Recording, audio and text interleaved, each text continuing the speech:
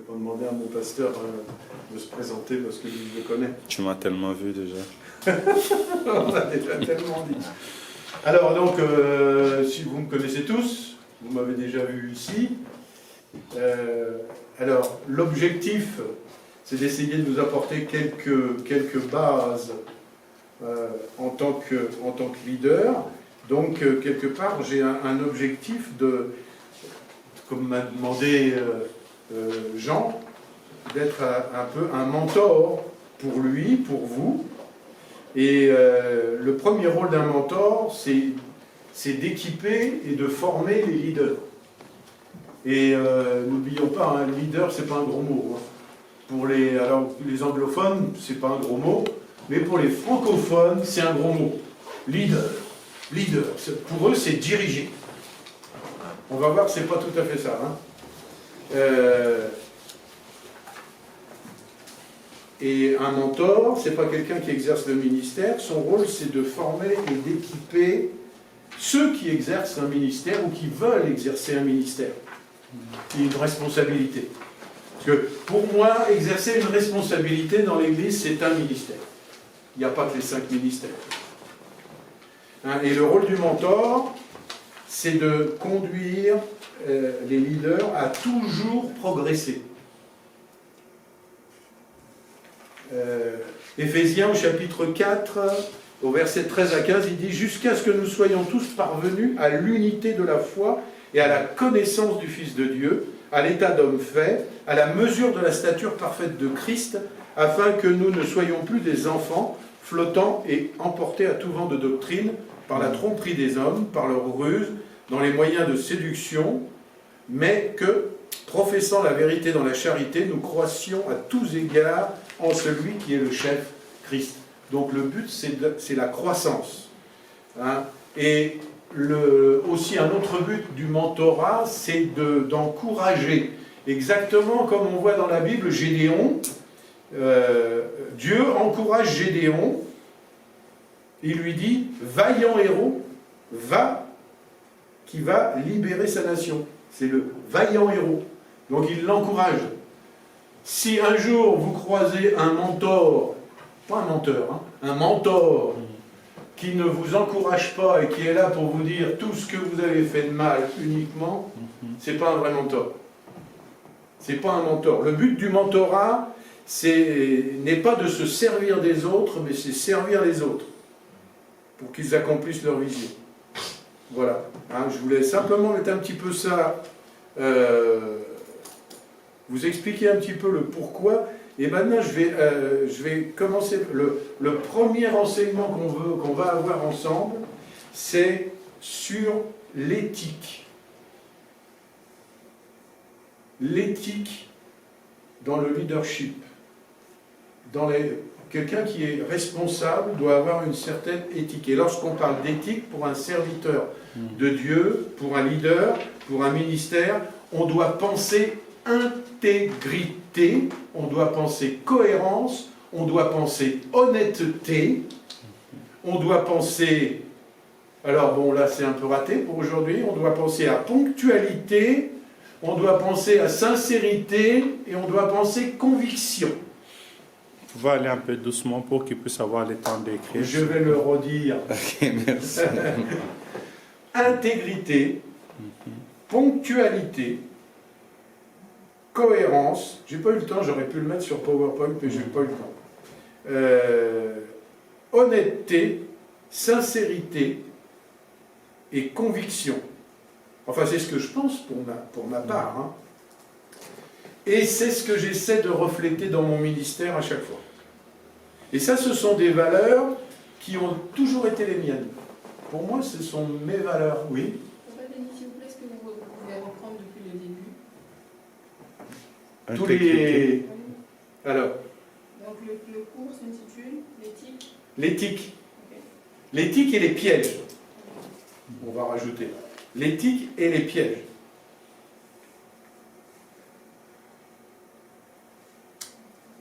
Tu as noté tous les points? Tout le monde a noté tous les points? Quand on parle d'éthique, hein, intégrité, ponctualité, cohérence, honnêteté, sincérité et conviction.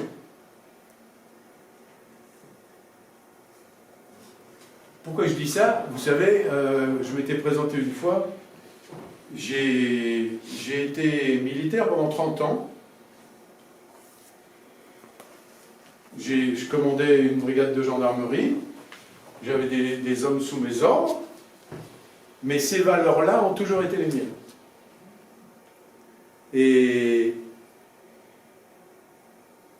les gens comme moi qui entraient à l'époque, je parle d'une époque que vous ne pouvez pas connaître parce que vous n'avez pas là, vous n'étiez pas né, mais à cette époque-là, il y avait une certaine moralité, il y a des gens qui avaient des ambitions, et les gens qui entraient comme moi dans la gendarmerie, ils étaient motivés par la vocation. Il y avait la vocation, c'était pas l'attrait du gain ou de quoi que ce soit, parce que les heures, moi je faisais environ 12 à 15 heures par jour. Donc c'était sûr qu'on était motivé par la vocation, par le service, par la loi, l'honnêteté, la rigueur, enfin tout ça. Hein, donc c'était pas loin des principes d'éthique de la parole de Dieu et de ce qu'on va parler là. Et dans les ministères, ces qualités, elles englobent non seulement qui vous êtes, mais la manière dont vous allez l'appliquer dans votre vie, ça va devenir un système de valeurs. Ça va vous représenter ce que vous êtes. Si vous manifestez ces qualités-là, on va reconnaître en vous un leader, un vrai leader. Parce qu'il y a des leaders, vous savez, qui n'ont pas ça dans leur gène, et qui, pour pallier à toutes ces qualités-là, vont faire preuve d'autoritarisme. C'est facile. On vous donne une place d'autorité, vous pouvez la prendre et l'exercer avec force. J'ai une question, ça m'amène à poser une question, est-ce que être leader c'est inné ou ça se... Alors, je dirais presque que c'est presque inné. On a un petit peu ça dans les gènes. On pourrait faire une comparaison en disant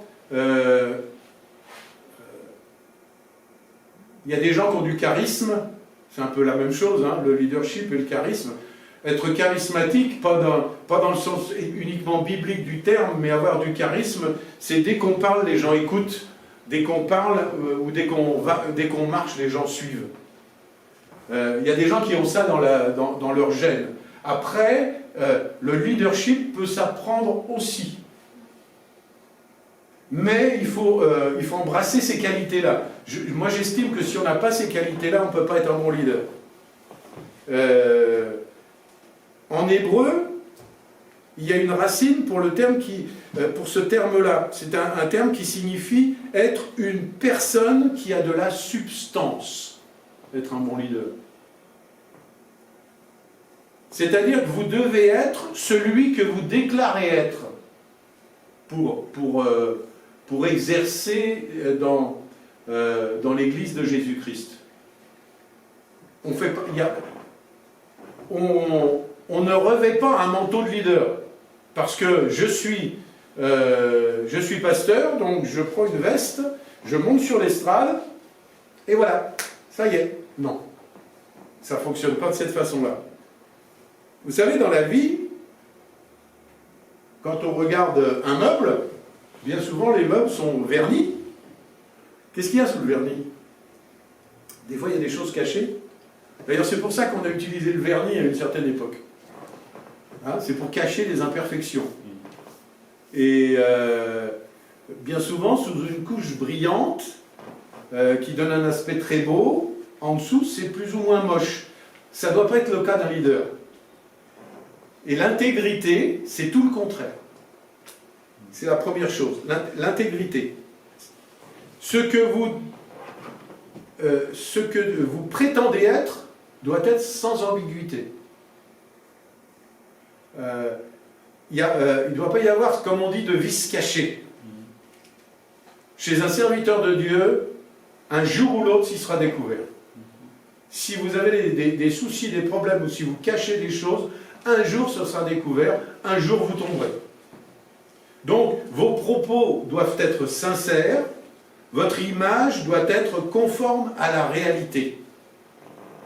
Pas de faux semblants. Votre être intérieur, celui qui est authentique et vrai, doit se refléter à l'extérieur. D'ailleurs, quand vous m'entendez parler, vous voyez que j'ai comme un peu d'autorité, et j'aime les choses carrées. Dans notre équipe, dans l'équipe dont j'ai la joie d'être le responsable, les gens savent très bien que s'il y a un truc qui ne va pas, tout de suite, ça sera dit. D'ailleurs, ça a été le deal avec Jean. J'ai dit, moi j'accepte, si tu m'autorises à pouvoir te dire ce que je pense. On n'est pas sans arrêt. On en a parlé déjà, je ne me souviens plus quand, mais il me semble qu'on en a parlé ici.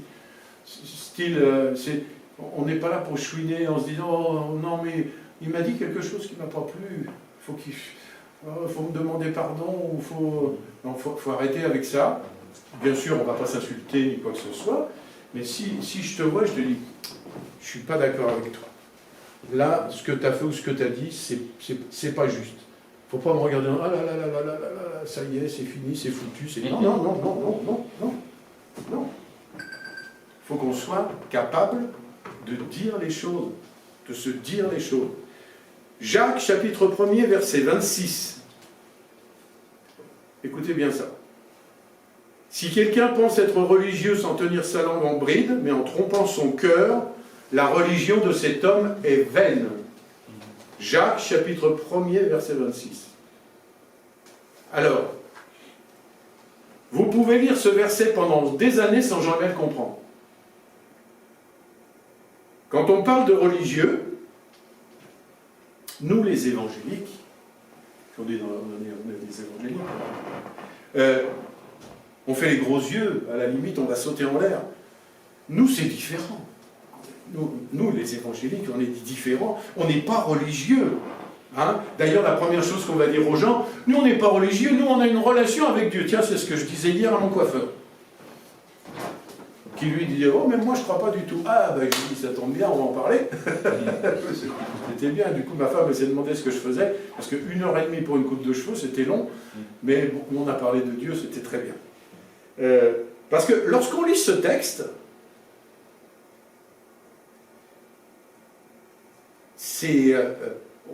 on doit comprendre quelque chose. Vous savez, on pense à ces pauvres religieux. Moi, je les plains, les religieux. Ils passent à côté d'une tellement belle relation avec Dieu. N'est-ce pas? Recevez une parole réma de ce verset biblique. Parce que la substance qu'on lit dans la Bible, elle doit nous être révélée de façon très claire à chacun d'entre nous. Si vous lisez tous les jours le même verset et que ça ne vous parle pas ou que vous en pensez toujours la même chose, mettez-vous devant Dieu et demandez, Seigneur, il y a quelque chose qui se passe, il manque une relation, il faut que l'Esprit de Dieu me révèle des choses. Je ne dois pas lire le même verset, il va garder le même sens en permanence. Hein, il doit me parler. Donc c'est ça la parole réma. Ce n'est pas la parole écrite, c'est la parole révélée. Et si tu reçois une parole réma concernant ce texte, tu vas t'apercevoir que le terme religieux qui est employé ici nous parle de quelqu'un dont la foi, la piété, s'exprime par des pratiques contraires à ce qu'il véhicule. Voilà ce que ça veut dire. C'est pas quelqu'un qui va faire tout un tas de rites, Non, c'est-à-dire que ces pratiques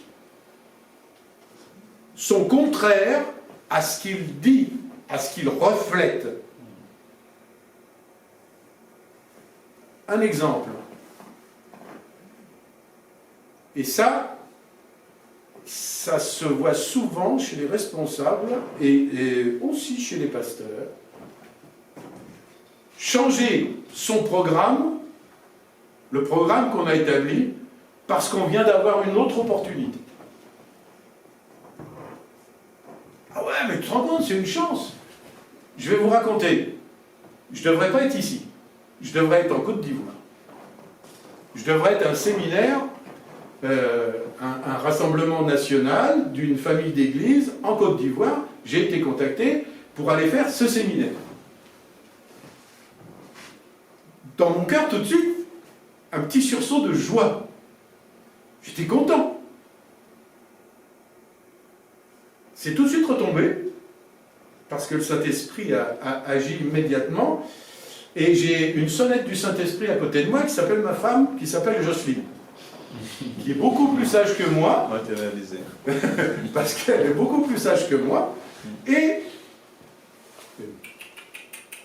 déjà elle m'a dit, moi je ne vais pas en Côte d'Ivoire.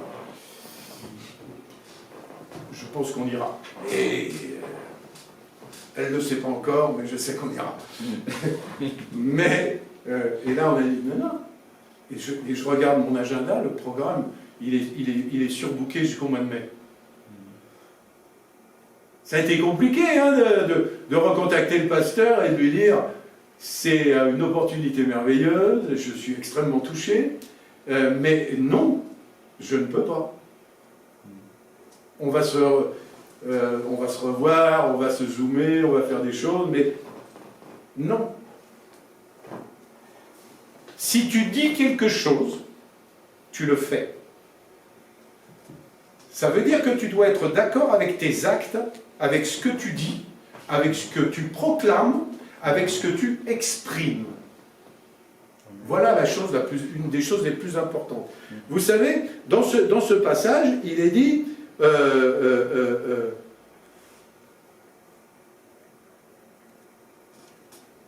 se tenir sa langue en bride, n'est-ce pas? Tenir sa langue en bride. Et en grec, bride, ça veut dire guider, conduire, tenir sous contrôle ou restreindre. Jacques nous dit que si quelqu'un croit être religieux et ne guide pas sa langue, ou ne restreint pas sa langue, ou ne la met pas sous contrôle, sa religion est vaine, c'est-à-dire que sa foi, sa piété, en ce qu'il croit, est vain. Ça va loin, hein? C'est un passage qui va très très loin, mais on le lit bien souvent très très vite. Et la parole vaine, c'est une parole qui ne veut rien dire. C'est une parole qui est complètement inutile, qui est dépourvue de force et dépourvue de puissance. Sans succès, sans résultat. Et là, nous découvrons que notre religion, notre foi, va être sans puissance, sans force, sans résultat. Parce que nous avons du mal à tenir notre langue en bride et à tenir quelque part nos émotions, et puis qu'on est un petit peu dans l'opportunisme, si on veut bien. Et pourtant, on sait, et on doit imiter Dieu, on sait que Dieu, lui, quand il parle, il y a de la puissance, il y a de l'autorité. Il déclare quelque chose, la chose arrive. Et nous, en tant que serviteurs, quand on déclare quelque chose, la chose doit arriver. Jérémie 1,12 nous dit, Jérémie 1,12 dit que Dieu veille sur sa parole pour l'exécuter. Donc, c'est un des premiers conseils que je peux vous donner. Dieu nous a donné l'autorité, mais votre parole va perdre a perdu son intégrité. Si tu as perdu ton intégrité, ça veut dire que tu n'as pas tenu ta parole. Ton autorité dépend de ton intégrité. Intégrité, c'est le mot qui veut parler de ce que je viens de dire. Ce que je dis, je le fais. Et c'est un des premiers conseils. C'est exactement le conseil de Jésus dans Matthieu 5, 37. Matthieu 5, 37. Que votre parole soit oui, oui, non, non. Ce qu'on y ajoute vient du mal. Souvent on dit que ton oui soit oui, que ton non soit non.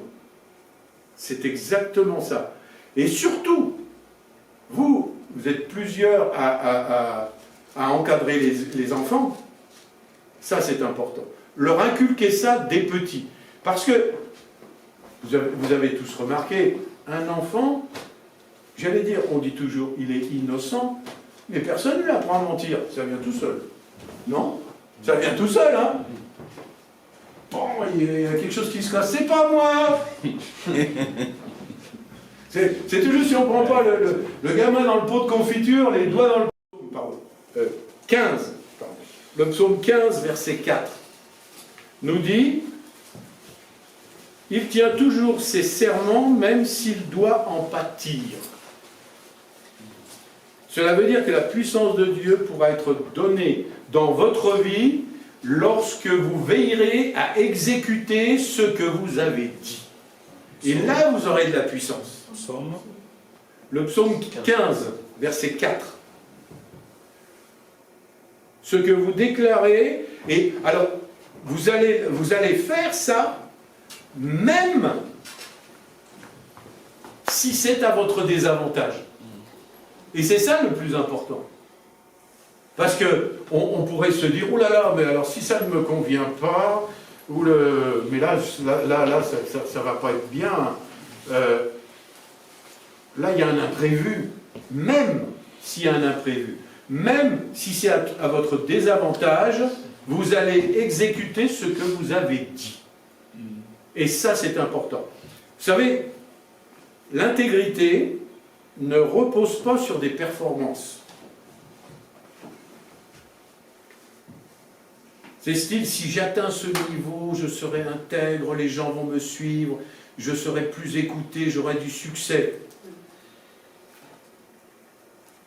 J'ai une mauvaise nouvelle pour chacun d'entre vous qui veulent être des leaders, des responsables.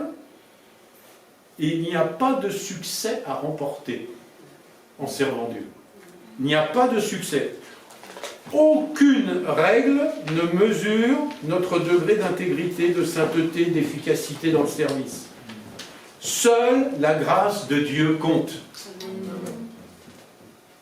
C'est un élément essentiel de la vie d'un responsable. Un bon exemple d'intégrité mise en application, c'est l'exemple de David dans le psaume 51. Vous le relirez. Dans le psaume 51, David, le grand roi d'Israël, qui aimait son Dieu, il aimait servir Dieu, mais David, pendant un temps, a caché un côté obscur. Hein, on pourrait dire le côté obscur de la force. Là, il y avait vraiment un côté obscur. Et on peut, nous aussi, s'identifier à David. Parce que cette part d'ombre dans la vie de David va le conduire à vivre, en tant qu'auteur et acteur, à vivre une série d'événements qu'on connaît tous. Hein, et il a passé la nuit avec Bathsheba. Plus tard, il découvre qu'elle attend un enfant. Il cherche, il va trouver une solution. Il y a problème, donc il y a solution, d'après lui. Hein? La situation, et on s'aperçoit que la situation va ne faire que s'empirer. Hein?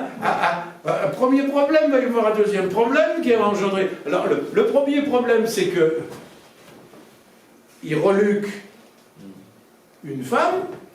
Le deuxième problème, il va coucher avec la femme. Le troisième problème, c'est qu'il va avoir un enfant. Le quatrième problème, c'est qu'il faut se débarrasser du mari. Mais c'est pas facile. Cinquième problème, il fait tuer. Sixième problème, Dieu n'est pas content.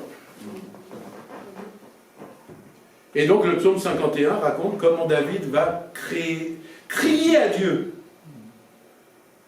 pour que leur relation soit rétablie de nouveau. Mais quand on fait ce genre d'erreur, il y a toujours des conséquences. David a quand même subi les conséquences de ses erreurs. Dieu, bien sûr, lui a pardonné, mais son fils est mort. Et à cause de ça, jamais David n'a vécu, j'allais dire, dans la paix. Ça a été un homme de sang. Ça a été un homme de guerre. Et Dieu lui a dit, hein, il n'y a que Salomon qui a vécu en paix. Salomon, il n'a pas eu besoin de prendre les armes ou quoi que ce soit. David nous montre qu'il est tellement facile de se laisser emporter, quand on est responsable, de se laisser emporter dans un engrenage qui va nous faire transformer quelque chose de bon, quelque chose de juste, quelque chose de sain, en quelque chose de tordu, en quelque chose de malsain, en quelque chose de mauvais. Donc même dans vos responsabilités, dans vos ministères, vous pouvez vous retrouver dans ce genre d'engrenage. Pourquoi il y a des ministères qui chutent?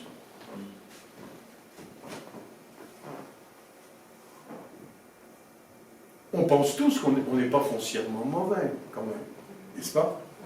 Mais je crois que nous avons tous la capacité de prendre quelque chose de bien et le transformer, peut-être malgré nous, mais avec les circonstances, on va finir par faire comme David. Et ça va finir, ce genre de situation, ça va finir par dévorer votre âme. Et jouer sur votre ministère, on en parlera demain, dans l'homme en 3 dimensions, parce que c'est quelque chose d'extrêmement important. Tout ça pour dire que pour conserver notre vie dans son intégrité, il est important que nous soyons honnêtes et qu'on se place dans la bonne perspective, parce qu'on peut très très facilement se tromper soi-même. Il faut rester humble dans les responsabilités que Dieu nous donne. Et c'est la raison pour laquelle, à mon avis, avoir un mentor, c'est un garde-fou important. Un garde-fou, j'aime bien ce mot, ça nous garde de devenir fous. Fous pour Dieu. Alors soyons fous, des vrais fous de Dieu, mais pas être fous au point de déplaire à Dieu. Être intègre, c'est pouvoir commettre, écoutez bien, être intègre, c'est pouvoir commettre des erreurs. Ça ne veut pas dire que vous êtes autorisé à faire n'importe quoi. C'est pouvoir commettre des erreurs, peut-être parfois prendre une mauvaise décision, mais lorsque ça arrive, savoir les réparer en se montrant honnête. Ça signifie qu'on ne doit pas se cacher. Et on ne doit pas cacher ce qu'on a fait à Dieu, si tant est que nous pouvions cacher quoi que ce soit à Dieu. Parce qu'il y a des fois, on a l'impression qu'on a fait ça dans le lieu secret, personne ne nous a vus, ne vous inquiétez pas, Dieu le sait. Il sait même exactement ce que vous pensez.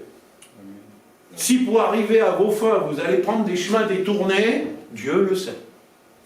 Et Dieu ne va pas aimer. Être intègre, c'est vivre et exercer son ministère en jouant délibérément la carte de l'honnêteté absolue.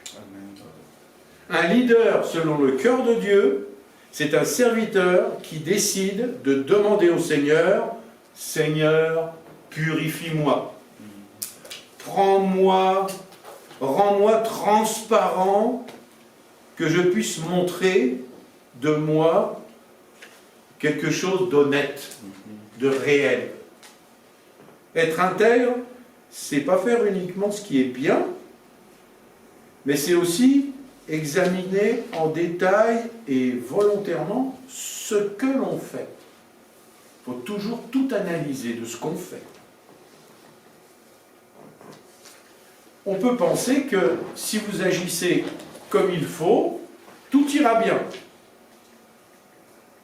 Sauf que, écoutez bien, parfois, vous allez faire de bonnes choses pour de mauvaises raisons. Ah, nous devons savoir si ce que nous faisons correspond vraiment à ce que nous sommes ou si nous nous contentons juste de faire ce qu'on attend de nous. Si Dieu a décidé que vous allez être un prophète, allez, il y en a, il y a des prophétesses ou des prophétesses en devenir. Si Dieu vous demande quelque chose, faites-le. Mais si vous vous contentez juste de faire, ben voilà, on m'a dit de faire comme ci, on m'a dit de faire comme ça. Mais si Dieu vous dit autre chose, est-ce que vous allez le faire? Même si ça vous dérange. Même si ça dérange les autres. Attention, hein, je ne dis pas de faire n'importe quoi, mais faire ce que Dieu nous demande. Je pense que l'intégrité d'un responsable exige que l'on réponde de ses actes devant quelqu'un. Donc on doit, pour moi, avoir des vis-à-vis, avoir des mentors, c'est quelque chose d'important. Progresser seul, vouloir progresser dans la ressemblance à Jésus-Christ seul, va nous conduire à l'échec, à mon humble avis. Et c'est là où je pense que le mentorat est important. La responsabilité et la perspective vont de pair. Nous devons être, vous devrez être en capacité d'avoir toujours des conseillers autour de vous. Un électron libre, il va se casser la figure, automatiquement. Je parlerai du vis-à-vis tout à l'heure, mais pour moi, l'éthique d'un serviteur de Dieu, c'est être à l'image de Dieu, et c'est être un ami de Dieu. Vous avez décidé d'accepter des responsabilités dans l'Église, vous devez devenir des amis de Dieu. Je dis bien des amis, alors pas un pote, pas une potesse, ou je ne sais pas si on dit ça, mais non. C'est pas Dieu, c'est pas votre pote. Jésus, c'est pas votre pote. C'est notre roi des rois. Mais lui souhaite que vous deveniez ses amis. Amen. À un ami, en principe, on ne cache rien. On partage. Jean 15, 15, Évangile de Jean, chapitre 15, verset 15, nous dit, c'est Jésus qui parle, « Je ne vous appelle plus serviteur, parce que le serviteur ne sait pas ce que fait son ami. Mais je vous ai appelé ami parce que je vous ai fait connaître tout ce que j'ai appris de mon Père. » Waouh! Et ça nous montre que Jésus va changer l'éthique du travail pour toujours. Il nous montre comment être un serviteur à l'image de Dieu. C'est ce qu'il vous demande d'être. Servir. Vous savez combien de fois est mentionné le mot servir dans la parole de Dieu? Plus de 1400 fois. Waouh! Plus de 1400 fois. Matthieu 20, 28 nous dit, c'est ainsi que le Fils de l'homme est venu, non pour être servi, mais pour servir et donner sa vie comme rançon à plusieurs. Servir. Le mot grec, diakonéo. Travailler pour d'autres. Si vous êtes là, je pense que c'est pour travailler pour d'autres. Alors, si c'est pour d'autres raisons, je suis désolé, hein, mais vous allez vous planter. Si vous voulez être responsable et travailler pour Dieu, pour être vu, pour être visible, ou pour monter sur l'estrade, mauvais principe.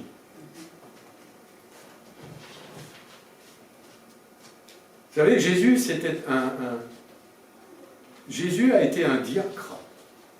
Il a accepté de faire des tâches domestiques et être au service de son prochain. Il ne faut jamais oublier ça. On doit être, je n'ai rien à gagner. Et si vous partez de ce principe, je n'ai rien à gagner, vous aurez tout gagné. Jésus est né pour nous, a vécu pour nous, nous a enseigné, il nous a guéris, il est mort pour nous, il est ressuscité pour nous, il monta vers Dieu pour nous, et il reviendra pour nous. Il n'a rien pris, et il a tout donné. Et il n'a rien reçu, mis à part des crachats, des insultes et tout. Il n'a eu aucune récompense sur cette terre. Il a accepté toutes les meurtrissures. Voilà, c'est ce que je vous invite à faire. Souvent, quand on dit ça, au milieu d'une grande foule, nous on veut servir. Si vous êtes prêts à tout ça, on va baisser le bras un petit peu, là, c'est un peu moins quand même, hein. Un petit peu moins. Christ était passionné pour quelque chose, la situation désespérée du monde. C'est ce qui doit nous tenir à cœur. Les temps que nous vivons, on commence vraiment la période des derniers temps. Combien sont perdus dans le monde? Si vous voulez servir, alors c'est là où les pasteurs des églises n'aiment pas beaucoup ce que je dis. Parce que votre pasteur vous voit servir, premièrement dans l'église, dans l'assemblée là. Moi je vous dis, Dieu vous appelle à servir, pas dans le bocal. Ça c'est un bocal. C'est un joli bocal où il y a de jolis petits poissons. Et on vient les nourrir. Mais si on reste fermé, comment ceux du dehors vont être sauvés? En vous mettant devant la porte et en disant « Venez !» Non, allez! Allez les chercher. Je ferme ma parenthèse parce qu'après je vais me faire disputer. Parce que ça c'est quelque chose que j'ai dans mon cœur comme ça. C'est pour ça que nous, quand je présente notre assemblée, je dis c'est l'église sans les murs. Parce que j'ai fini, c'est fini. J'ai vécu 30 ans dans un local, je ne suis plus dans un local. Je veux aller partout où Dieu m'appelle. Mais on a besoin des églises, hein. Attention, je n'ai pas dit le contraire. Hein. Mais votre objectif, servir dans votre assemblée, mais servir le corps de Christ, c'est beau, c'est une mission extraordinaire. Et servir, c'est être partenaire avec Jésus. Vous devenez ses partenaires. Là, on parle business presque. Dans le monde, c'est comme ça qu'on dit, on va être partenaire. Vous savez, aujourd'hui, le mot sacrifice, c'est pas une notion populaire. N'est-ce pas? C'est pas populaire du tout.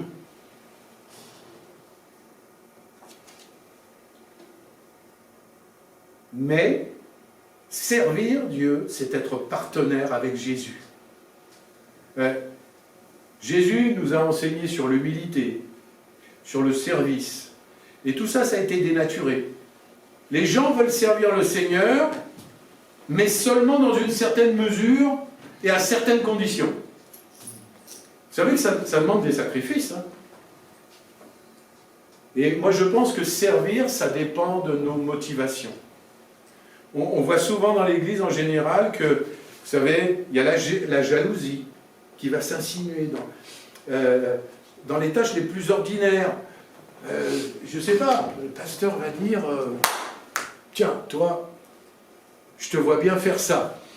Les autres à côté, oh, tu te rends compte, il l'a choisi lui. Quand ça commence comme ça, mes amis, mes frères, mes sœurs, vous êtes mal partis. Entrez pleinement dans votre leadership, mais ne soyez jamais jaloux d'une promotion. Au contraire, réjouissez-vous que votre frère, votre sœur à côté, et entre des guillemets, une promotion. Enfin, aux yeux humains, c'est une promotion, pas pour Dieu. C'est un degré supérieur de service, tout simplement, mais ça va demander peut-être encore plus de sacrifices. Qu'est-ce que Jésus a fait, lui? Il a lavé les pieds de ses disciples. C'est pas spécialement agréable, non? Enfin, moi, nous, ça nous est arrivé. Hein. Puis, en tant que pasteur, dans une église où tu as 150 ou 200 personnes, ça en fait des pieds à laver. Hein. On n'était pas nombreux, hein, mais ça en a fait. Hein. C'est pas d'une... voilà, quoi. Moi, je préfère être là, en train de parler, hein, plutôt que de laver les... Mais quand, si Dieu te dit de le faire, oula, fais-le. Surtout, fais-le. Et quand il a fait ça, Jésus n'a pas essayé d'être humble. Il était humble. C'était dans sa nature. Soyez humble. Que ça soit dans votre nature, que ça devienne le naturel de votre vie. Il n'a pas voulu recevoir d'honneur. Son attitude à Jésus a été authentique. Que votre attitude soit authentique. Vous savez, j'avais une petite histoire. Un jour, un pasteur, je vais la lire, hein, acheta un bâtiment endommagé pour la réouverture d'une église. Quelques hommes vinrent lui proposer leur aide. Et ils étaient membres du bureau. Un petit peu, c'est comme Jean dit, voilà, tiens, on change de salle, une nouvelle salle. C'est un vieux truc complètement délabré. Il vous convoque, là, vous tous, là. Et voilà, il va falloir nettoyer. Il va falloir rassembler les débris, la saleté, enfin bref, quoi, faire du travail ingrat. Il n'y en a pas un qui est venu. Parce qu'ils pensaient tous au départ, bah oui, attends, moi je vais faire le business plan, l'autre il va faire les croquis, l'autre il va faire... Il n'avait pas besoin de ça, il avait besoin de bras. Philippiens, chapitre 1er. Philippiens, chapitre 1er, versets 15 et 16. Quelques-uns, il est vrai, prêchent Christ par envie et par esprit de dispute. Mais d'autres le prêchent avec des dispositions bienveillantes. Ceux-ci agissent par amour, sachant que je suis établi pour la défense de l'Évangile. Donc, quelle est votre motivation?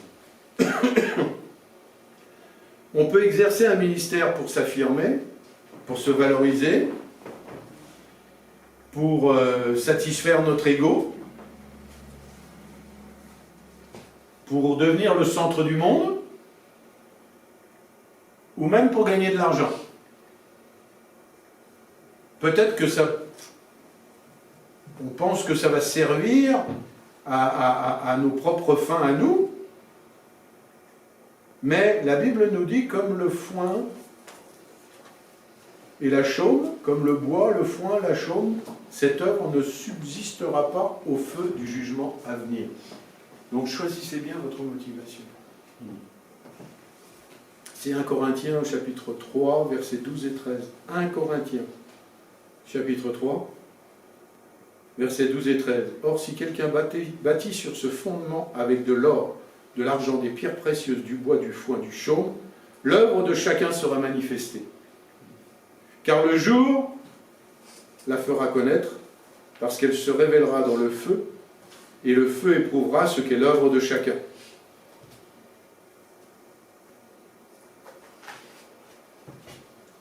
Etc. Et Philippiens tout à l'heure, vous avez dit Philippiens combien 2? Tout à l'heure, c'est Philippiens 1, chapitre 1er, versets 15 et 16. Et là, c'est 1 Corinthiens 3, versets 12 et 13. En servant, je vous invite à regarder à Jésus. À regarder vraiment à Jésus. Vous savez, des multitudes ont donné leur vie en servant Jésus-Christ. J'avais noté, il est le plus grand des fils de David, et il fit une déclaration surprenante qui allait surpasser tout rêve. Il a dit, il n'y a pas de plus grand amour que de donner sa vie pour ses amis. Ça, c'est le serviteur parfait. Un roi qui laisse sa vie pour ses amis, qui meurt pour ses gardes du corps. Les amis de Jésus étaient ses disciples. Et ça nous inclut, nous aussi. Nous sommes ses disciples. Mais nous ne sommes pas les patrons de Jésus. C'est lui le patron.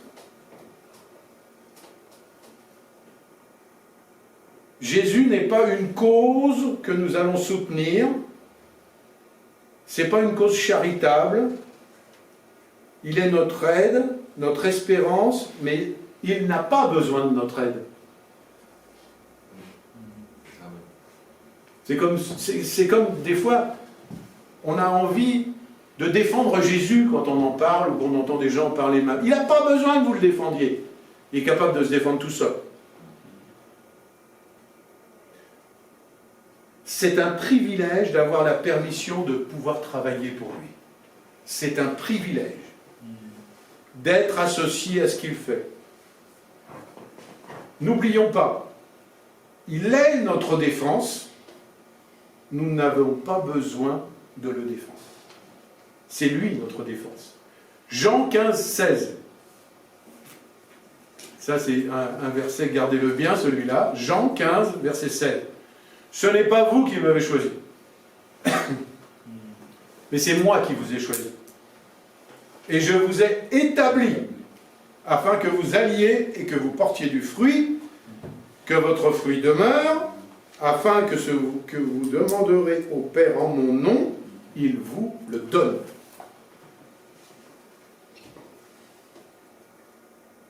Donc c'est lui qui nous a choisis.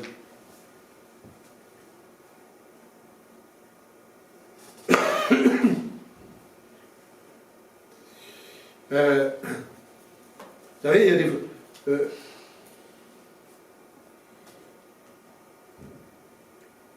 Jésus mérite bien plus que ce que nous pouvons lui donner. Et jamais nous pourrons lui donner autant que lui nous a donné.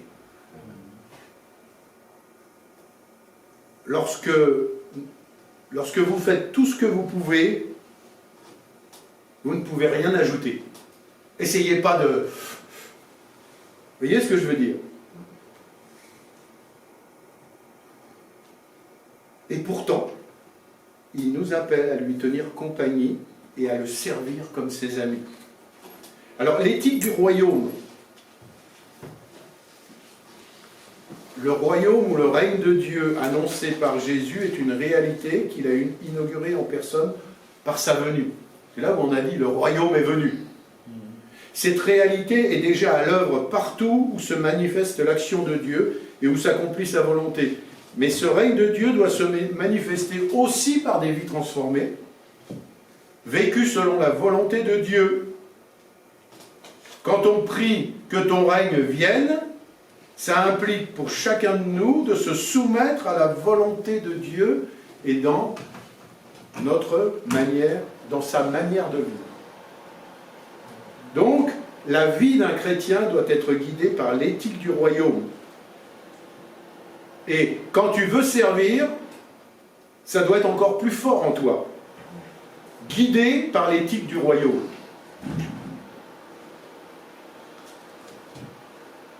On est appelé à faire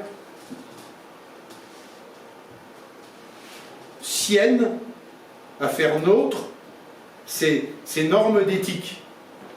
Mais on ne peut pas en disposer à notre guise. Ces normes-là, dont je vous parle, elles doivent s'imposer à nous. Vous voyez? Imaginons, qu'est-ce que serait la vie si chacun déterminait à son envie ce qui est bien ou ce qui est mal? Si chacun faisait comme il veut, on dirait moi ce qui est bien ça s'arrête là, ce qui est mal ça s'arrête là, et puis l'autre à côté de là, non, moi je mets le curseur un peu plus loin, mais non. Dans la perspective biblique, le fondement de l'éthique, c'est que Dieu est le Créateur, Dieu est le Seigneur, Dieu est la source de tout bien. Point. Nous sommes appelés à vivre selon sa volonté. On est appelé à vivre selon ses commandements. L'éthique chrétienne, c'est d'abord l'éthique de la volonté de Dieu. En tant que serviteur, tu dois chercher la volonté de Dieu. Alors on le cherche tous pour notre vie, mais encore plus toi qui veux être serviteur. Toi qui veux servir. Vous savez, dans l'Église, quand j'ai commencé mon ministère, quand je rentrais dans mon ministère pastoral, j'ai assisté à un clash dans une église où j'exerçais des responsabilités. Très rapidement, un jeune qui travaillait à mes côtés, c'était mon Timothée, à moi, a été montré du doigt et il a été sanctionné pour quelque chose, alors je vais essayer d'expliquer rapidement, quelque chose qui n'avait de valeur que pour les responsables nationaux qui s'étaient déplacés à cette occasion. Vous voyez ce que je veux dire?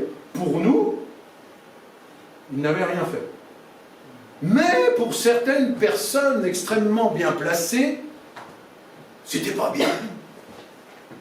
On ne comprenait pas cette façon. Et j'ai eu l'impression de me retrouver, à ce moment-là, du temps de Jésus, où les responsables religieux se réunissaient pour chercher comment se débarrasser de Jésus. Ils étaient devenus complètement aveugles. C'est là où était le curseur, le bien, le mal. Pour qui travaillaient ces responsables religieux? Pour eux-mêmes, pour leur place. Jésus était venu pour prendre la royauté. Ah non, c'est nous qui dirigeons. On se débarrasse de lui. Et pour ce jeune, c'était pareil. Vous voyez l'éthique? Où était l'éthique? Étaient-ils des serviteurs? Non. Donc, moi, à ce moment-là, j'ai été choqué, j'ai été outré par ce semblant de justice. Et c'est là où j'ai décidé de quitter cette église définitivement. Et là, je me suis rendu compte que nous pouvons, en tant que responsables, vous pourrez et vous aurez, en tant que responsables, une influence importante sur les membres de vos assemblées. L'autorité qu'ils nous donnent sur leur vie et leur choix nous confère un pouvoir, et lorsque ce pouvoir est placé dans de mauvaises mains, ça peut devenir redoutable et aller au clash. Vous savez, dans cette histoire que je vous ai racontée, j'ai pas fini l'histoire, oh, bon ça va, j'ai encore un petit moment. Quand j'ai vu ça, je vous ai dit, j'ai été outré, j'ai été choqué. Je me suis levé et j'ai dit, je m'en vais, je pars. J'aurais jamais dû dire ça comme ça. Vous savez pourquoi? Parce que 80% de l'Église me suit. Sans le vouloir, j'ai été à l'origine d'une division, comme on dit. Mais moi, je partais de moi. Mais je ne m'étais même pas rendu compte que j'avais un tel pouvoir déjà dans l'Église. Je n'étais pas officiellement le pasteur de l'Église. Mais Dieu m'avait donné l'autorité dans l'Église. Les frères et sœurs me reconnaissaient comme leur pasteur. Bon, les autorités, pas encore. Mais j'ai pleuré pendant 8 jours avec mon épouse en voyant que le troupeau était parti. Comment faire? Bon, je ne vous explique pas comment ça s'est rattrapé, mais pour vous dire à quel point on doit se rendre compte qu'en tant que responsable, vous êtes regardé, vous êtes écouté, vous êtes entendu, et vous êtes suivi.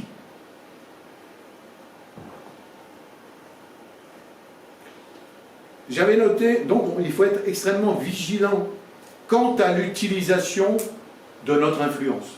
Soyez vigilants quant à l'utilisation de votre influence. Surtout